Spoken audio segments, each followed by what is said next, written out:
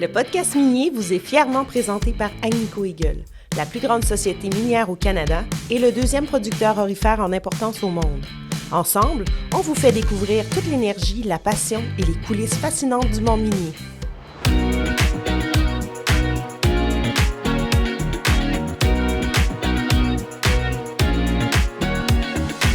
Cet épisode du podcast minier est fièrement présenté par Charles Paul. Pièces mécano-soudées d'envergure. Projet minier complexe. Charles Paul, c'est une grande capacité industrielle, une expertise certifiée et un réseau d'approvisionnement mondial pour livrer avec rigueur, sans compromis sur la qualité. Charles Paul, on livre. Un projet, charlespaul.com. Au podcast minier aujourd'hui, je reçois deux hommes de Dumont Nickel, Mathieu Labarre, Marc Hainaut. Bienvenue au podcast minier, messieurs. Oh, merci. Merci. On est dans le cadre aujourd'hui du colloque de ILI-NMQ pour tout le volet formation. Puis vous ouvriez le colloque avec une conférence. Fait qu'on en a pris avantage pour vous passer au podcast minier. On le sait que le projet Nickel il est en phase de développement. Je tiens vraiment à le dire parce que des fois, il a fait beaucoup couler d'encre, le projet. Puis, on pense qu'on est des fois en train de creuser quand c'est pas le cas nécessairement. Fait qu'on est vraiment en phase de développement, mais on le sait qu'on parle d'une future mine qui va éventuellement embaucher, 500? Environ 500 personnes au moment de l'opération. Évidemment, plus pour toute la période de construction. La construction, oui. Et quand même une bonne durée. Oui, bien, c'est un petit peu le projet phasé. Donc, même la période de construction, on parle de peut-être 7 à 8 ans de construction. Bien, c'est ça que tu disais. C'est quand même intéressant. Je ne savais pas que c'était aussi long. C'est ça. Mais quand on parle de construction aussi, on inclut le volet ingénierie détaillée parce que c'est là qu'on commence aussi à interagir pour acheter les équipements qui sont à long délai de livraison. Fait que, veut pas. On commence à intégrer aussi les entrepreneurs quand même tôt dans le processus pour être capable d'avoir leur expérience et être capable d'avoir leur point de vue sur la constructabilité aussi du projet. Fait que c'est pas juste de dire on fait l'ingénierie détaillée, on s'en va en appel d'offres, puis après ça, on construit. C'est vraiment un projet où il y a une intégration à partir du début du projet, mais avec plusieurs parties, dans le sens que ça peut être les manufacturiers, ça peut être les entrepreneurs, les firmes d'ingénierie. On va aller chercher vraiment, il y a une expérience incroyable en région, un peu tout le monde, fait qu'on va être capable d'aller chercher cette expérience-là puis d'en profiter au maximum. Là. Puis quand on parle d'expérience, justement, il y a deux différences, je trouve, avec les mines qu'il y a présentement ici. De un, c'est pas une mine d'or, c'est une mine de nickel. Il doit y avoir des grosses différences là. Puis, c'est pas une mine souterraine, c'est un open pit, une mine à ciel ouvert. Donc, je peux peut-être commencer là-dessus. On a quand même la chance...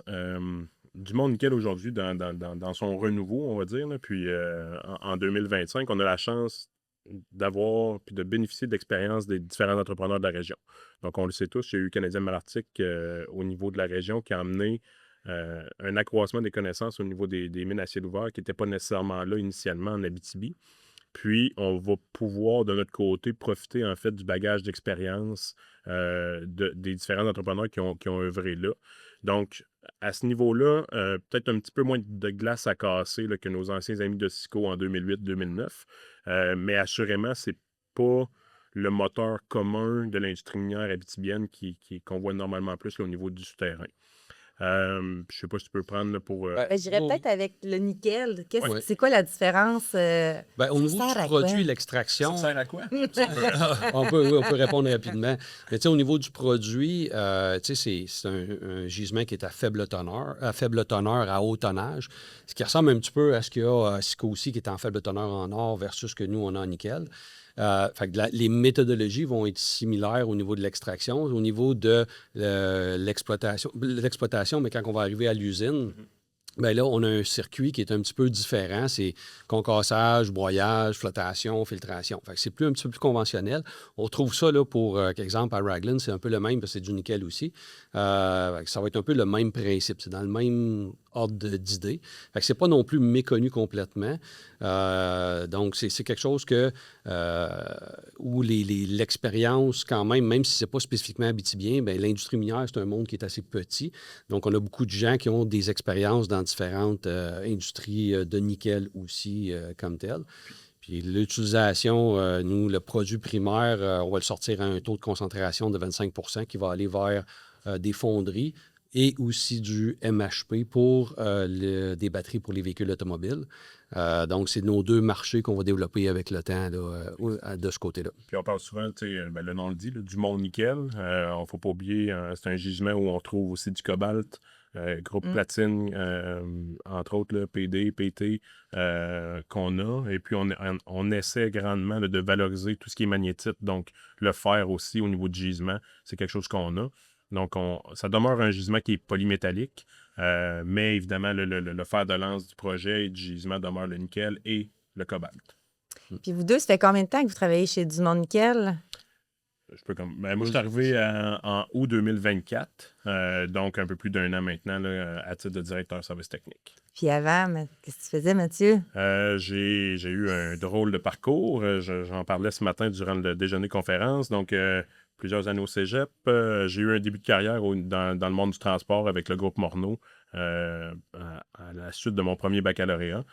J'ai fait un retour aux études, refait mes sciences nature à 27 ans, refait mon génie. Il faut être game. Oui, non, c'était un bon... Je l'ai pas pogné ça matin. À 27 ans, sciences nature. Tout laissé aller, puis on tournait à l'école à temps plein. Quand je suis sorti de l'université, j'ai fait 1 année en génie conseil à Québec.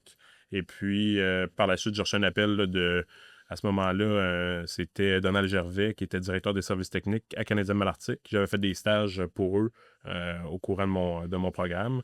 Puis, il m'avait demandé là, si je voulais revenir en Abitibi. Fait que je suis déménagé en 2016 en Abitibi. Jamais reparti. Fièrement papa d'Abitibienne maintenant et avec une conjointe abitibienne. Donc, je suis un Abitibien. Ça coule dans tes veines. Oui. Comme nous. J'aime dire que je suis plus Abitibien que certains Abitibiens. Sinon, au niveau de l'open pit, moi, j'ai grandi un petit peu plus au niveau technique initialement avec la géotechnique, donc mécanique des roches, stabilité des murs, des excavations, etc. Puis ensuite de ça, je suis tombé, somme toute rapidement là, au niveau de la gestion. Je suis intendant ingénierie à Canadien Malartic. Puis c'est de là que j'ai fait le saut, là, en fait, là, pour rejoindre Dumont comme directeur service technique. Ah, super. Oui, mais j'ai un parcours un petit peu plus typique, conventionnel, cégep, université, monde du travail. Comme je mentionnais... Mathieu, il y a des tatous, t'en as peut-être pas. C'est là la différence. C'est ça, exact. Il me reste à avoir ça. Mais moi, j'ai la Harley, puis lui, il l'a pas. Exact. C'est ça qui arrive. Mais j'ai un parcours, là, mon parcours, essentiellement, je te dirais, c'est les 20 années consultant Stavibel SNC à Rouyn-Noranda qui m'a amené vers l'industrie minière essentiellement. D'autres choses avant et après, j'ai 30 ans d'expérience totale, gradué en 94. Ça fait 1 an, je suis avec Dumont Nickel sur le projet ingénierie comme tel. Mais tu sais, en réalité, ce qui m'a aussi amené chez Dumont, c'est un peu un concours de circonstances parce que il n'y a pas plus... Avant que j'arrive chez Dumont, j'avais une réflexion de peut-être ralentir, arrêter, pré-retraite. J'étais dans une phase de questionnement. Marc voulait partir 6 mois en moto. C'était un peu mon objectif. Puis là, bon, ça a changé un petit peu quand j'ai vu les affichages. J'ai fait comme, c'est peut-être intéressant. Je connaissais moins directement le projet Dumont en détail. Je n'avais pas été impliqué. Puis quand j'ai commencé à parler avec les gens, je me suis aperçu que ça devient vraiment intéressant. C'est un projet unique. Tout était à bâtir. Je venais de finir de construire aussi une usine à Témiscamingue de nanocristaux de cellulose, une petite compagnie en démarrage qui s'appelle la Nomera. J'ai fait de nanocristaux de cellulose. C'est dans l'industrie du bois, qui est complètement un autre domaine, mais qui était quand même super intéressant dans le sens que c'était une entreprise en démarrage, c'était une usine pilote. Enfin, je sortais d'un milieu qui était aussi une compagnie en démarrage. Puis là, je rembarquais un peu là-dedans, puis il y a des choses que, je voyais, je savais un peu comment ça fonctionnait. Là, comme tu disais ce matin, Dumont, c'est une entreprise en démarrage. C'est une entreprise en démarrage. On n'est pas une minière officiellement encore. On n'a pas de bail minier, on n'a pas tous nos permis, c'est pas finalisé. Fait qu'on on se considère comme une entreprise en démarrage. Fait qu'il y a beaucoup de volets puis d'interactions à faire avec autant les instances gouvernementales, avec le côté financier, le montage financier, le milieu communautaire. On s'implique un peu partout, qui fait en sorte que c'est quand même très complet.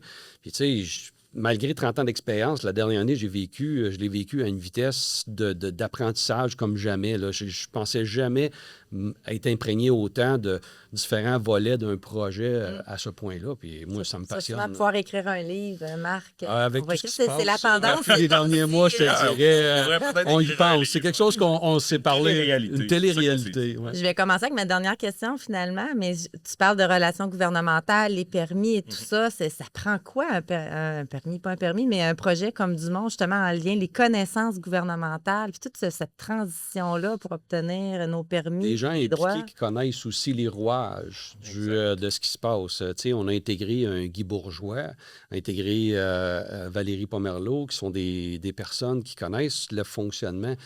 Tu sais, sans dire que il faut pas rien que les relations. On peut parler aussi, je pense, de Suzanne Blais, qui a été une bonne alliée dans notre projet, qui nous a aidés dans tout ça, pour faire les liens que nous, on n'est pas nécessairement habilités à faire en temps normal. Parce que on a beau dire, ah oui, on va soumettre un dossier au gouvernement, mais tu sais, il y a des suivis à faire, il y a des gens à contacter.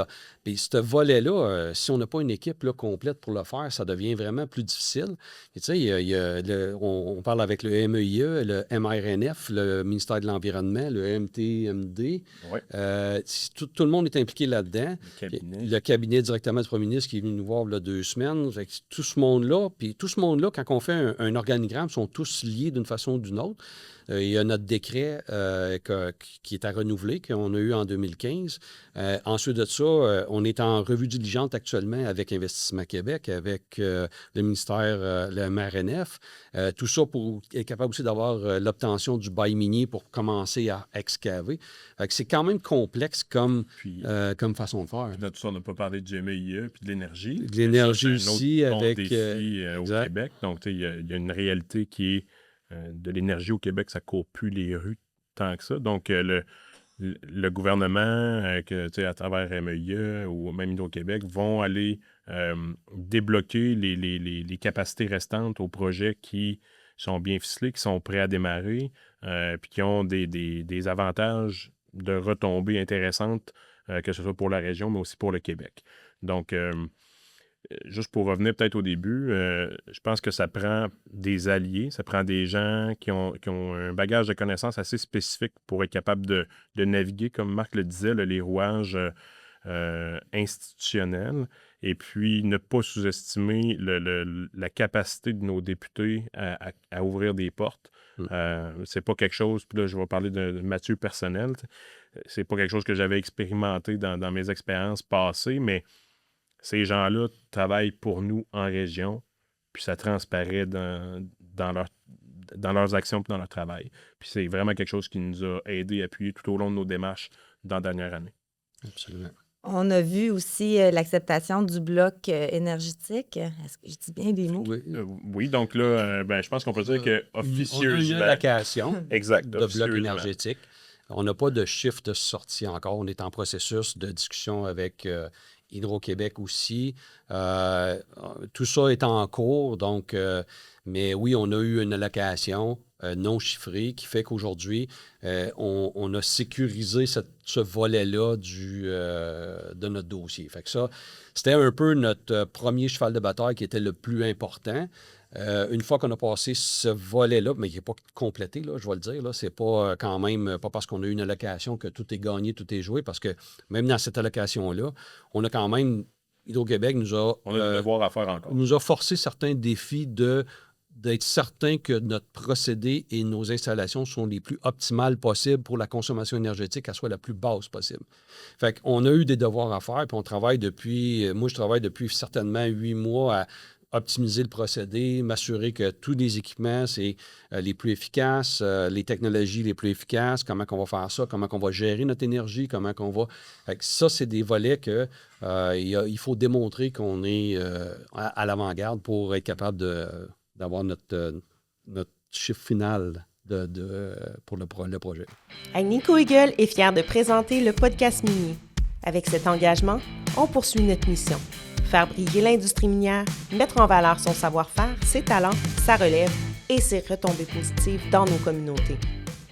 En lien avec le bloc, quand on est dans le secteur minier, je pense que les gens ils comprennent un peu plus, mais les gens qui écoutent présentement, puis autour de la table chez nous à Québec, les gens me posent la question, mais pourquoi qu'une mine a besoin d'électricité, d'énergie autant? Puis comment ça qu'on ne peut pas juste Hydro-Québec, c'est pas naturel que vous ayez cette énergie-là? Je veux dire, elle se pose la question. Là. C'est des projets qui sont, somme toute, énergivores. La plus grosse portion là, de l'énergie vient broyage, concassage. C'est de prendre la roche, Donc, la meilleure façon de casser de la roche économiquement, c'est de la dynamiter. Mais après ça, pour l'amener à du P80, il n'y a pas 10 000 façons, dans le sens où il faut l'amener à travers des circuits de concassage, puis ensuite de ça, de broyage.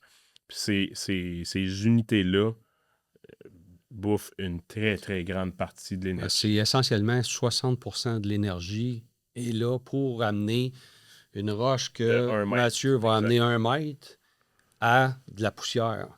Ça ne se fait pas en une seule étape. Il y a plusieurs étapes. Puis ces équipements-là, c'est énorme.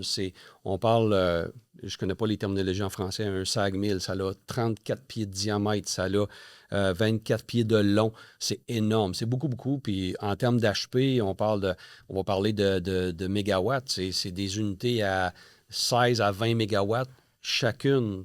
Fait que si on a un SAG, un ball mill, 2 ball mill, peu importe le procédé, automatiquement, on additionne ça, puis c'est ce qui fait notre énergie. Puis c'est vraiment cette énergie-là qui est requise pour amener notre roche, la broyer, pour l'amener en poussière. Le reste du procédé est moins énergivore, mais ça se retrouve réellement dans la première section, là, qui est, comme Mathieu disait, concassage, broyage.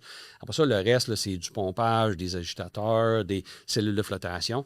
Mais sinon, dans l'ensemble du site, on parle là, souvent, on va faire vraiment 2 lignes séparées qui est broyage, concassage, puis le reste de l'usine. C'est 60 de la capacité qu'on a besoin. Puis, dans tout ça, on n'a pas parlé, on travaille fort à électrifier les flottes aussi. Donc, si on arrive... J'allais poser la question. Oui, exactement. Donc, quand on arrive pour prendre des camions miniers, que ce soit des camions 400, 300, 240 tonnes, c'est des grosses bébites.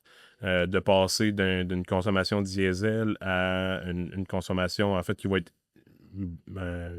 à 2 types d'énergie. Là. On va être et diesel et électrique. Là. On ne peut pas toujours être électrique présentement. Il y a certains équipementiers qui commencent à pousser le camion minier électrique 100%.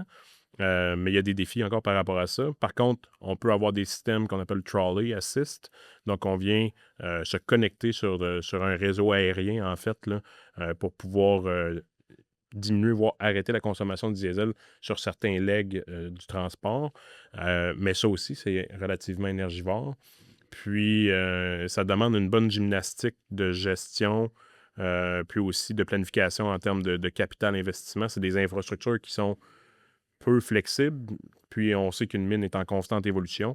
Donc, c'est des gros investissements. Il faut être bien planifié pour être capable de justifier ces coûts-là. C'est ça, il faut le faire au bon moment. Parce que si c'est fait trop tôt, puis il y a une évolution, mais il faut y déplacer cette infrastructure-là.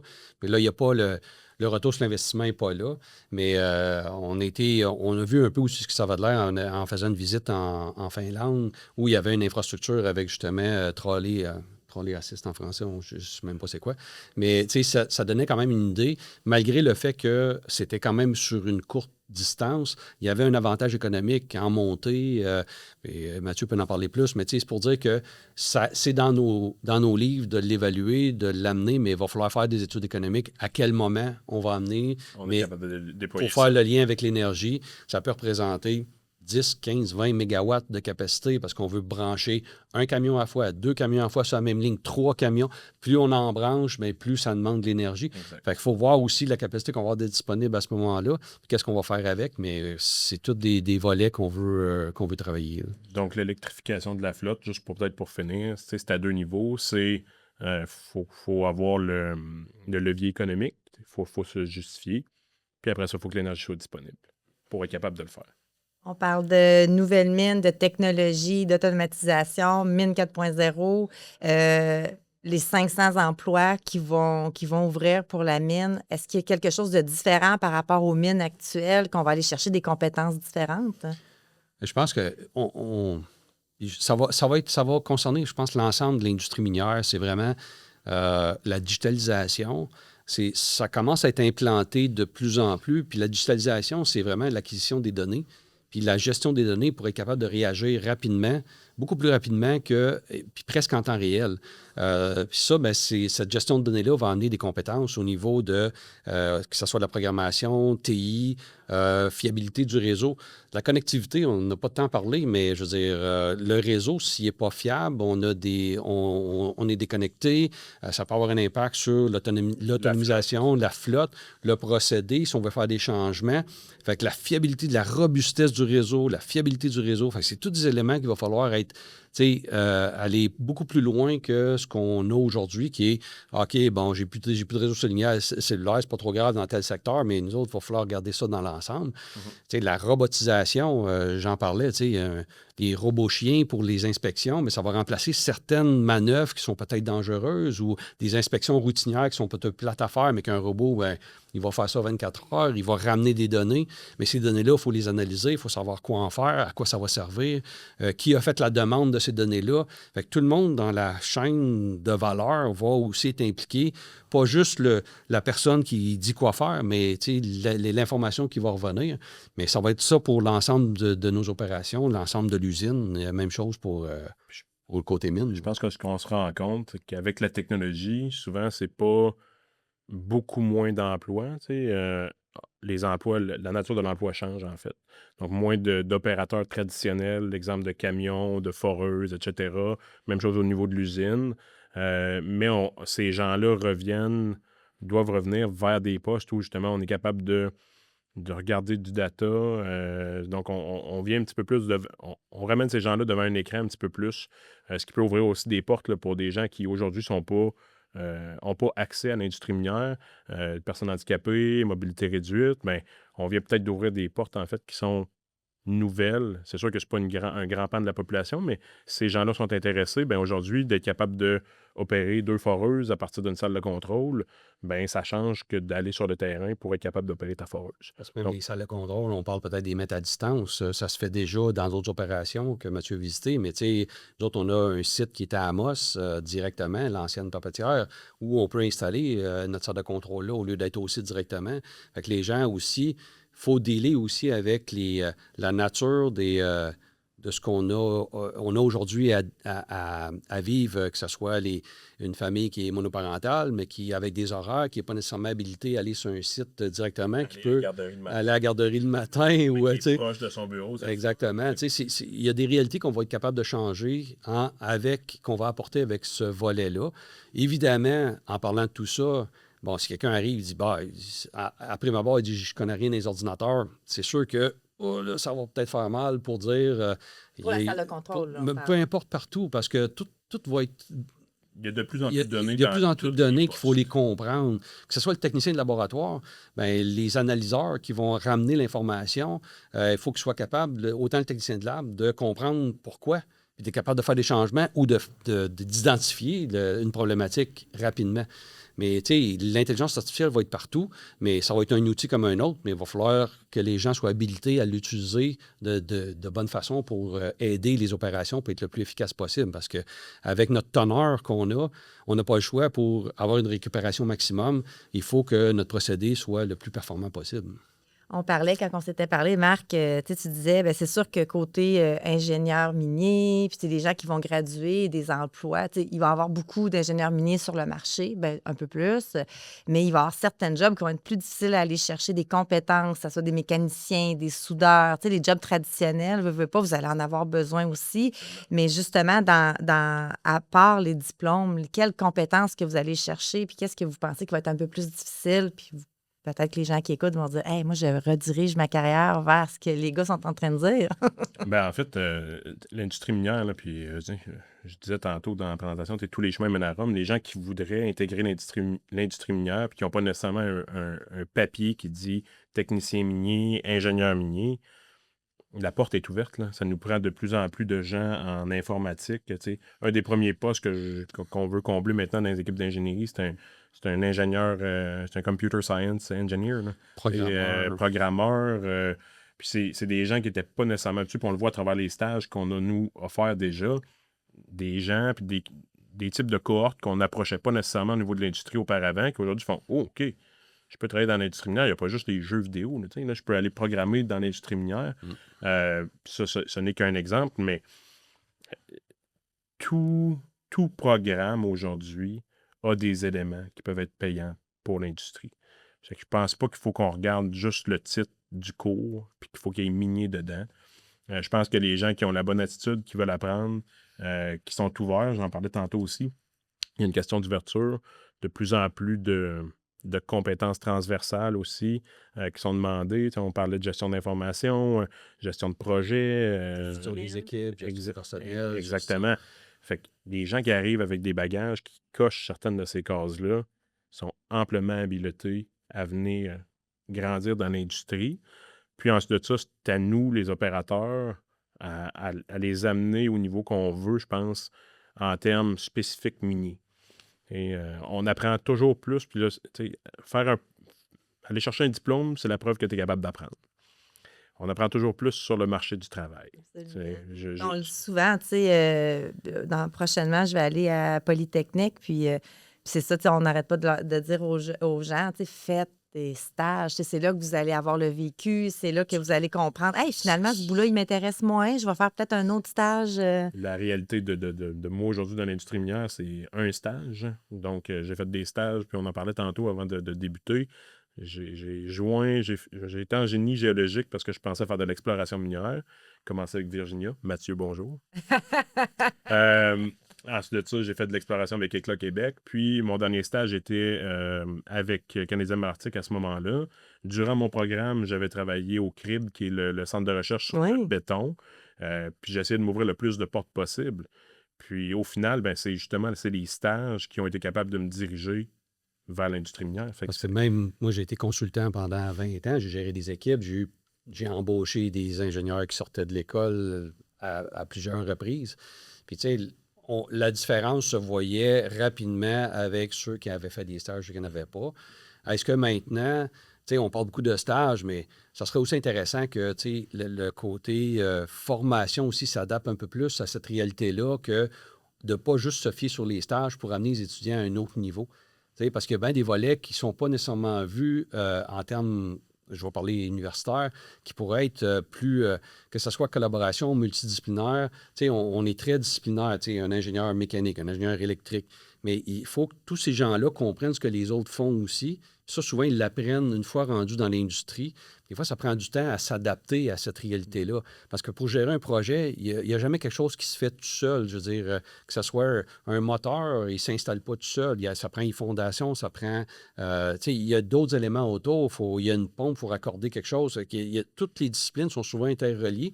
Mais il y a ce volet-là, mais ceux qui ont fait les stages, essentiellement, ils ont souvent une longueur d'avance pour comprendre dans l'industrie puis dans le marché qu'est-ce qui s'en vient puis qu'est-ce qui est à faire. Puis on en parlait, moi et Marc, je pense que quasi l'ensemble des programmes de formation devraient envoyer les étudiants vers des stages. Et ça, peu importe le niveau de scolarité. On le voit, tu sais, souvent... Il faut qu'il y ait des gens qui reçoivent les stages aussi. Il faut qu'il y en ait assez. Exactement. En tout cas, je pense que l'industrie... De façon générale, de ce que je connais de l'industrie en Abitibi du moins, on en cherche des stagiaires. Des fois, on a de la misère à combler les besoins en stagiaires. Donc, je pense que l'industrie est ouverte, mais c'est vrai pour tous les types d'industries. Il faut que les gens soient prêts à prendre des stagiaires. On parle beaucoup de savoir-faire, mais le savoir-être, vous diriez, ça serait quoi les attributs de quelqu'un qui... Collaboration, ouverture, rigueur, travail d'équipe. L'adaptabilité. L'adaptabilité, je pense, c'est je ne sais même pas si ça existe comme un vrai mot, mais c'est vraiment... À partir de maintenant, ça existe. On vient de l'inventer. Si ça n'existait pas, ça existe. C'est quoi ton mot, tu dis? Adaptabilité. Oui, ça existe. Adaptabilité. Ben oui, ça existe. Vivacité. Aussi. Mais adaptabilité, c'est les changements sont rapides, nombreux. Il faut être capable de s'ajuster, s'adapter, être capable de réagir rapidement aussi. Puis je pense, comme Mathieu me disait aussi ce matin, la pire affaire, c'est jamais de prendre de décision. Des fois, elle peut être pas bonne, elle peut être bonne, mais il faut être capable de bouger. Et à un moment donné, il faut aussi assumer que si ce n'est pas la bonne décision, qu'est-ce qu'on fait, comment on réagit. Mais il faut toujours être en position de mouvement parce que sinon, si on reste assis et on attend quelque chose qui se passe, là, c'est là qu'on se fait rattraper. Mais c'est des gros volets où le travail d'équipe, vraiment l'esprit de collaboration, l'esprit de compréhension, d'être curieux aussi, d'aller chercher, comprendre ce que l'autre fait, pourquoi. Puis d'être capable de dire, OK, bon, maintenant, je sais à qui m'adresser pour tel truc. Je comprends mieux pourquoi que lui a besoin de ça, puis l'autre n'a pas besoin. Puis moi, je vais ajouter l'esprit critique. C'est quelque chose que je m'étais fait dire, je pense, dans un de mes cours de journalisme de mon premier programme. T'as fait du journalisme? Ben, c'était un des cours de mon premier bac, en fait. C'est d'être capable d'être critique envers les sources, mais envers l'information. On a de plus en plus d'outils qui nous permettent d'agglomérer de l'information. Marc parlait des AI tantôt. Puis, il a aussi dit ce matin, on va excuser l'anglicisme, garbage in, garbage out. Donc, si on n'est pas critique de ce qu'on fait, de l'information qu'on utilise, des actions qu'on prend, ben, on ne va pas nécessairement faire les bonnes choses. Donc, il faut que les gens soient critiques de ce qu'ils font, puis critiques aussi de l'information avec laquelle elles travaillent. L'intelligence artificielle, c'est un incontournable. Ça va devenir un outil. Ça ne remplacera pas personne. Je pense que c'est ce que ça va faire du travail qui est difficile à faire actuellement. De l'analyse de données, quand tu as des millions de données qui rentrent à la seconde, il n'y a personne qui est capable de faire ça physiquement puis d'arriver avec un résultat rapide. Mais il faut l'utiliser. Mais je suis tout à fait d'accord avec Mathieu en disant aussi que les gens, il faut qu'ils comprennent qu'est-ce qu'ils font pour être capable de dire bien, ça fait-tu du sens? Là? Sinon, ça ne fait pas de sens. Se questionner puis dire pas juste accepter l'information ou le résultat. Après ça, être capable de, à la limite, aller voir des gens plus seniors, de ne pas se gêner. Souvent, je sais que ceux qui sortent de l'école sont tous motivés, ils disent « je vais prouver que… » Mais dans le fond, l'idée, c'est pas tant de prouver. Ce qu'on veut, c'est que les jeunes prouvent qu'ils sont capables d'aller chercher la bonne information à la bonne personne au bon moment, puis de ne pas hésiter à poser des questions, de ne pas hésiter à s'assurer que… Moi, j'aime mieux quelqu'un qui pose des questions que quelqu'un qui essaie de faire de quoi puis qui est parti dans une direction qui n'est pas supposée. Mais ça fait partie un peu de l'adaptation à faire dans toutes les nouvelles technologies puis tout ce qui s'en vient. Nous-mêmes, là, depuis un an, il a fallu s'adapter à tellement de situations. Puis je ne sors pas de l'école, là, puis Mathieu non plus. Fait que, il faut encore, même aujourd'hui… Je passe ma vie à sortir de l'école, fait que ça change rien. T'en as fait plus que moi, mais on est encore là, dans cette situation-là. Si on reste assis puis on reste ancré sur des idées qui datent de « OK, ça fonctionnait il y a 10 ans, ouais, mais on n'est plus là. » Puis ça va très, très rapidement. Puis on n'a pas le choix. Ça fonctionne aujourd'hui, ne fonctionnera même pas dans peut-être dans 3-4 ans. Je pense qu'on en voit un petit chiffre aussi dans l'industrie. L'industrie minière veut pas, a toujours été une industrie qui était relativement traditionnelle. Puis, dans les dernières années, de par l'implication dans différents projets, on voit que on n'a plus le choix. Il faut être ouvert. Je parlais d'ouverture ce matin, mais il faut être ouvert justement à l'arrivée de ces technologies-là. Puis sans nécessairement les utiliser de façon non pensée, non réfléchie. On fait toujours un petit peu de gestion de risque dans nos postes, mais c'est d'être capable d'être ouvert puis de voir le plus-value, puis comment est-ce qu'on est capable d'aller chercher la plus-value de ces éléments-là dans le temps. Hey, messieurs, merci pour cette belle entrevue. T'es terminé. surpris que ça soit déjà fini? Oui, je pensais qu'on s'en allait C'est probablement le plus long épisode du podcast. Ah ouais? Parfait. Pardon de ça. Moi, on est 2, ça compte. C'est parfait. Merci beaucoup. Puis je pense que ça donne un bel aperçu du projet, de l'avancée du projet, mais aussi les gens qui veulent venir travailler éventuellement pour le projet du Monde Nickel, on comprend mieux aussi ce que vous recherchez. Puis c'est un peu l'objectif du podcast. Alors, merci beaucoup d'avoir été là. Ça fait plaisir. Ça fait grand plaisir. Faire entendre une industrie qui nous est chère. Voilà le cœur de ce projet qu'on porte avec Agnico Eagle. Ensemble, on démystifie, partage et rend possible cet univers qui nous passionne. Et l'aventure continue. On se retrouve dans le prochain épisode.